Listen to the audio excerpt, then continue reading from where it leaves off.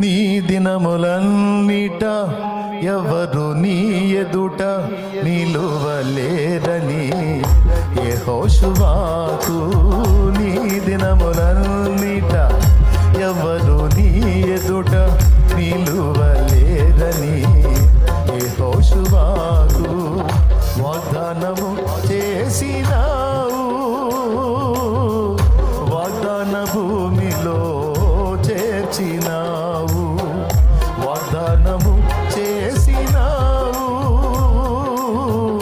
వాగ్దాన భూమిలో చేర్చినావు. సర్వోన్నతుడా